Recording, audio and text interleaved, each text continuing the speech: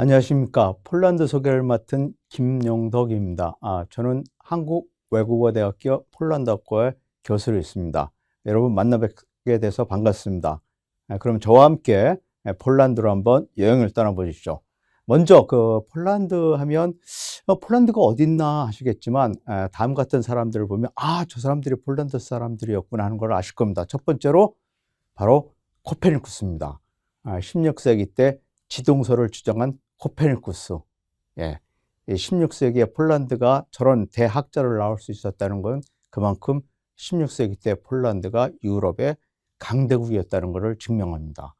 그리고 바로 피아노의 시인이라고 불리고 있는 쇼팽. 그렇죠. 우리나라에서 항상 조사를 하면 우리나라 사람들한테 가장 인기 있는 음악가 쇼팽. 왜냐하면 쇼팽의 곡을 들으면 좀 애잔하고 슬프거든요. 왜냐하면 쇼팽이 폴란드 사람입니다. 근데 쇼팽이 20살 때 해외 연주를 나갔을 때 조국 폴란드는 그 당시에 폴란드라는 나라는 없었습니다. 그래서 폴란드는 러시아의 식민자에 있어서 그 당시 때 폴란드의 독립운동이 일어났습니다. 그래서 해외에 나갔던 쇼팽이 조국 폴란드로 두 번 다시 돌아오지를 못했습니다. 그래서 쇼팽이 그렇게 사랑하던 어머니를 그리워하고 러시아의 식민자에 있는 조국 폴란드를 생각하면서 곡을 썼기 때문에 쇼팽의 곡이 애잔하고 슬픕니다, 여러분. 그래서 우리와 한이라는 그런 것으로 같이 통할 수 있는 그런 나라가 바로 폴란드입니다. 그래서 2015년 그 유명한 쇼팽 피아노 콩쿠르에서 바로 우리의 조성진이 그때 1등을 할 수 있었던 것은 바로 우리와 폴란드가 그런 한이라는 그런 슬픈 역사를 같이 공유했기 때문입니다, 여러분. 그리고 노벨상을 2번이나 수상한 그 최초의 여자 과학자, 그리고 처음으로 프랑스의 파리의 대학교가 된 그런 과학자, 바로 큐리 부인이 바로 폴란드 사람입니다, 여러분. 큐리 부인이 노벨상을 2번이나 수상했을 때도 그때 폴란드라는 나라가 없었습니다. 그래서 폴란드는 이렇게 나라가 없었을 때 바로 쇼팽이나 큐리 부인이나 아니면 이런 쿠바디스를 써서 1905년에 노벨상을 받은 이런 우국지사가 폴란드에 많이 나올 수 있었던 것, 그게 바로 폴란드 민족이 가진 저력입니다, 여러분. 그래서 주위 어디로 가시나이까 아마 쿠바디스는 다 아실 겁니다. 그렇죠? 그걸 썼던 작가가 바로 폴란드 사람입니다, 여러분. 그리고 동유럽의 공산주의를 무너뜨리는 바로 시발점이 됐던 그 유명한 평화의 사도라고 불리고 있는 교황 요한 바로 2세가 바로 폴란드 사람입니다, 여러분. 그래서 그 당시 그 미국 대통령 레이건의 표현에 따르면 요한 바로 2세는 공산주의 체제를 무너뜨리는 바나나 역할을 할 것이라고 그래서 그 당시에 미국 레이건 대통령과 요한 바로 2세가 협력을 해서 동유럽의 공산주의를 무너뜨리는데 아주 커다란 역할을 했는데, 그래서 교황 요한 바로 2세가 1978년에 교황이 되고 나서 79년에 조국 폴란드에 돌아옵니다. 그래서 폴란드 사람들한테 내 사랑하는 동포들이여, 나를 믿고 다시 한번 민주화의 길로 나서지 않겠느냐. 그래서 그 다음에 등장한 인물이 바로 이 자유노조 위원장, 바로 바웬사입니다, 여러분. 그래서 1980년부터 폴란드 사람이 다시 바웬사를 위원장으로 하는 자유노조를 중심으로 해서 동유럽의 공산주의를 무너뜨릴 수 있었습니다. 이런 사람들이 바로 폴란드가 낳은 위대한 인물들입니다, 여러분. 특히 폴란드 하면 왠지 좀 동유럽 못 사는 나라, 그리고 이제 뭐 공산주의 벗어난 나라 이렇게 돼 있지만 그렇지 않습니다. 폴란드가 어느 정도로 문화적인 강국인가 하면 바로 폴란드가 노벨 문학상을 받은 사람들이 이렇게 5명이나 있습니다. 아까 말씀드렸듯이 시엔키비치가 있었죠. 그 다음에 레이몬트라는 1900 사람이 1924년에, 그 다음에 1980년에 미워시, 그 다음에 1996년에 심보르스카라는 시인들이 바로 노벨 문학상을 받았고, 그 다음에 올해 말고 마지막에 있었던 2018년에 토카르축이라는 바로 저런 문학가가 노벨상을 5번이나 받은 게, 이게 바로 폴란드 문학이 가진 힘입니다, 여러분. 그래서 노벨 문학상을 받은 거를 이제 국적이나 어적으로 보면 말이죠, 여러분. 폴란드가 국적으로 보면 7위입니다, 여러분. 7위. 예, 그리고 어적으로 봐도, 그러니까 언어로 봐도 폴란드어가 바로 노벨상에서 8위에 오를 정도로, 그래서 이 폴란드가 저렇게 문화 강국입니다, 여러분. 그래서 폴란드 하면 우리말로 폴란드고 영어로 하면 폴란드지만 폴란드 말로 보면 저게 폴스카입니다, 여러분. 즉 대한민국 코레아처럼, 그래서 폴스카, 저게 이제 폴란드어고, 폴란드 사람들은 저렇게 부릅니다, 여러분. 그러면 폴란드라는 나라는 과연 어떤 나라일까요? 폴란드는 유럽의 한 가운데 있습니다. 그리고 우리보다 북위로 보면 우리보다 13도 정도 위에 있습니다. 그래서 좀 겨울이 좀 깁니다. 그리고 여름이 좀, 여름도 있지만 봄, 가을이 좀 짧은 게, 왜냐면 우리보다 북위 한 13도 있어서 겨울이 좀 일찍 오는 나라가, 그 사계절이 다 있지만 좀 겨울이 좀 긴 나라, 그렇게 돼 있고, 그 남북 길이는 우리나라 한반도랑 좀 비슷합니다. 남북한 합친 건데 동서 길이가 좀 큽니다. 그래서 폴란드는 면적이 우리나라 대한민국의 3배가 넘는, 그래서 한반도, 남북한 합치는 한반도의 약 한 1.4배쯤 되는 크기를, 그런 커다란 나라인데, 반대로 인구는 좀 이렇게 한 3,800만이 좀 넘습니다. 그래서 유럽에서 한 6번째 크기를 갖고 있는 그런 좀 굉장히 그 땅덩이가 좀 큰 나라입니다. 그리고 폴란드의 수도는 바로 바르샤바고, 바르샤바 인구가 한 177만 명쯤 됩니다. 그리고 종교는 아까 말씀드린 요한 바오로 2세라는 교황을 낳은 나라이기 때문에 폴란드는 굉장히 독실한 카톨릭 국가입니다. 그리고 근데 요즘 들어서는 좀 성당에 가는 이 실질교들이 조금 줄어들었습니다. 왜냐하면 이제 지금은 이제 경제가 발달하니까 폴란드 사람들이 성당에 가는 대신에 쇼핑을 하고, 백화점에 가서 쇼핑을 하거나 아니면 이제 주말에 이제 교회로 피크닉을 가는 좀 그런 경향을 좀 많이 보고 있습니다. 그리고 1인당 GDP는 IMF 기준으로 봤을 때 우리나라가 약 3만 달러가 좀 넘는데 우리나라의 반 정도 되는 그 정도의 경제력을 가지고 있고, 그래서 이렇게 지도를 보면 바로 폴란드에 지금 보시면 바로 왼쪽에 저게 독일입니다. 그리고 오른쪽에 저 이렇게 파랗게 되어 있지만 저쪽이 바로 러시아입니다. 그래서 폴란드라는 나라는 지정학적으로 독일과 러시아라는 이 강대국사에 있는 게 바로 폴란드의 지정학적인 위치입니다. 그래서 우리나라랑 비슷합니다. 왜냐면 아시겠지만 여러분, 우리나라 한반도도 바로 중국과 일본, 그리고 한때는 러시아, 이런 네 나라, 그리고 지금 멀리서 미국까지 오는 이 네 나라가 외교적으로 이렇게 하는 그 지정학적인 게 우리 한반도인 것처럼 폴란드라는 나라도 바로 독일과 러시아라는 이 강대국사에서 어떻게 살아남느냐, 이게 폴란드의 예전부터 그 과제였습니다. 그래서 이 폴란드라는 나라는 이렇게 다시 보면 저 가운데 보면 저기 가운데 조금 오른쪽으로 치우쳐서 이제 바르샤바라는 도시가 있고, 폴란드 북쪽은 이제 파랗죠. 저기 이제 바다입니다, 여러분. 발트해라는 바다가 있고, 보면 왼쪽에 독일, 남쪽에 체코와 슬로바키아, 그다음에 오른쪽으로 보면 이제 우크라이나, 벨라루스, 리투아니아, 러시아, 저렇게 국경을 접하고 있는 나라가 바로 폴란드라는 나라입니다. 그럼 여러분, 폴란드 한마디 한번 같이 저랑 한번 배워보시렵니까? 폴란드가 좀 우리가 좀 배우기가 좀 힘듭니다. 하지만 저랑 오늘 뭐 간단하게 3마디만 한번 배워보겠습니다, 여러분.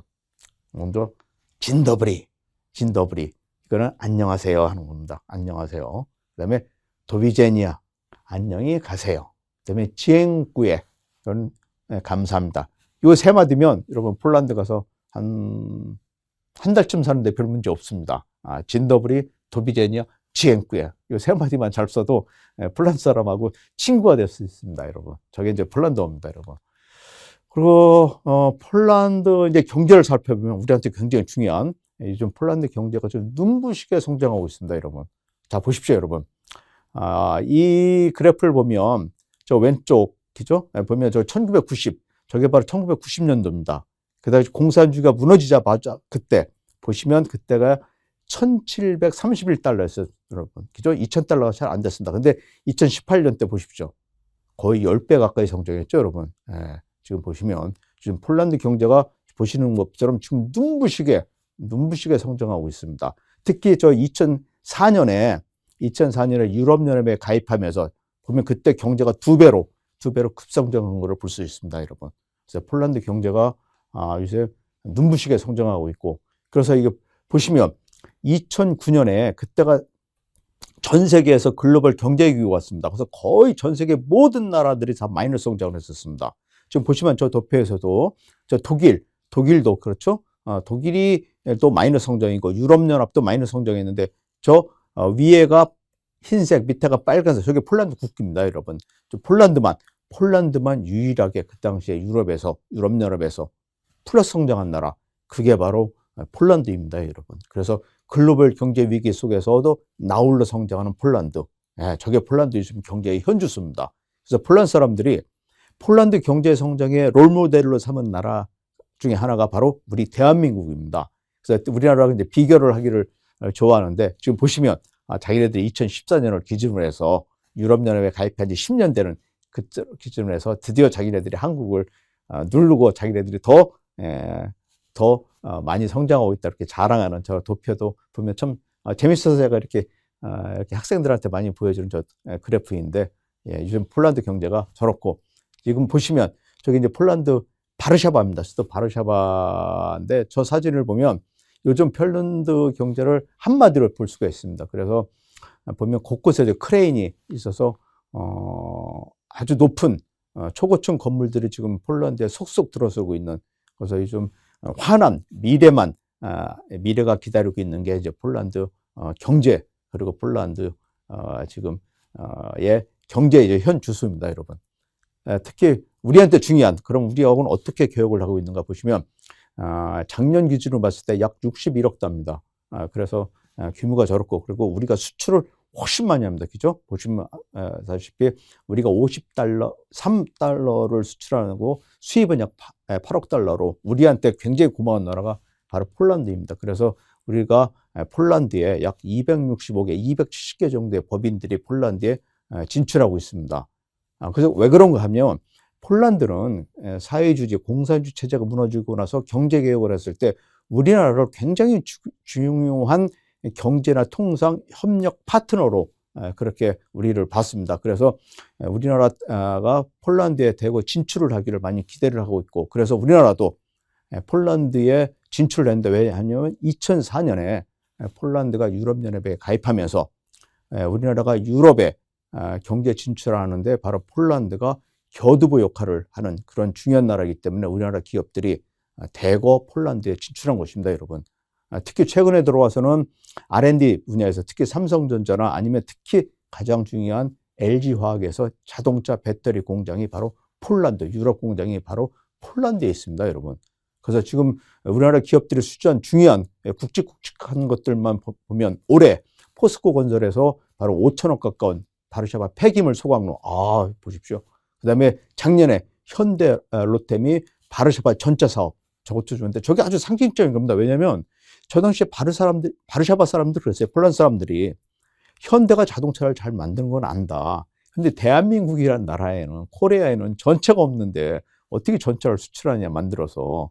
저게 바로 우리나라 경제의 힘입니다, 여러분. 그럼에도 불구하고 우리나라의 현대 로템이 바르샤바 전차 사업을 따냈고, 특히 그 해에 작년에 대거 1조 원이 넘는 어마어마한 규모의 현대 엔지니어링이 바로 화학 플리트도 했고, 그 다음에 가장 중요한 바로 LG화학이 자동차 배터리 공장을 2016년에 완전히 공장을 해서 2010년부터 지금 생산 활동에 들어가서 유럽에 우리나라 자동차 배터리 수출하는데 중심 역할을 하고 있는 게 바로 폴란드에서 우리나라 기업의 현 주소이고, 그래서 보면 이런 그 외에도 뭐 KT나 만도나 삼성전자 이런 기업들이 폴란드에 대거 진출했습니다.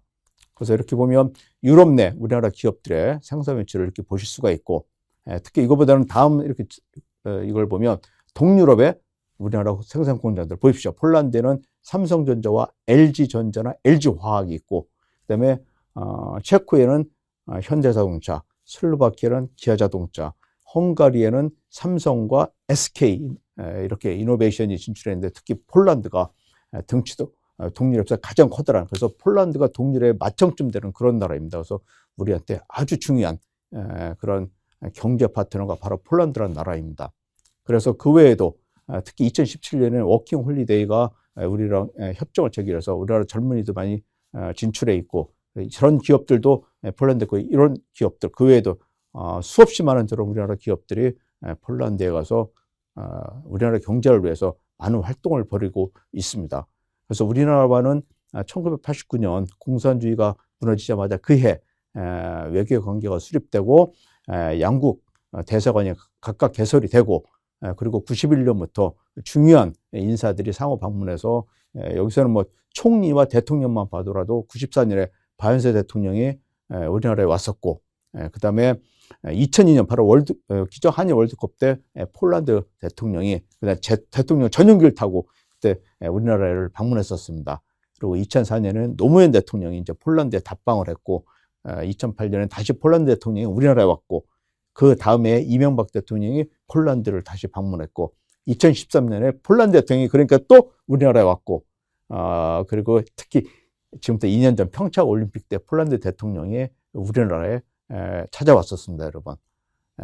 특히나 요즘 우리나라가 폴란드 관계를 상징적으로 보여주는 게 바로 2016년에 폴란드 국영 항공사 로트라고 불리고 있는데 이 항공사가 바르샤바에서 인천까지 무려 5번이나 직항으로 지금 우리나라와 운행을 하고 있습니다. 그래서 폴란드의 지금 한류바람이 폴란드에도 많이 불고 있는데 물론 우리나라 뭐 K-팝이나 이런 것도 유명하지만 왜 폴란드에 한류바람이 부는가 하면 한국어를 잘하면 저런 아까 봤던 삼성이나 LG나 이런 기업들의 우리나라 기업들의 취업을 할 수 있기 때문에 폴란드 유수의 대학교입니다. 폴란드의 가장 유명한 바르샤바 대학교, 크라쿠프 대학교 이런 대학교에서 한국어과가 속속 창설해 지금 한 5개 메인 가장 중요한 5개 대학교에 모두의 그 한국어과가 개설이 되어 있습니다. 그래서 우리나라 한류바람이 폴란드에도 거세게 불고 있습니다. 그래서 우리나라와 폴란드의 관계는 장밋빛 미래만이 기다리고 있다고. 그래서 우리한테 굉장히 고맙고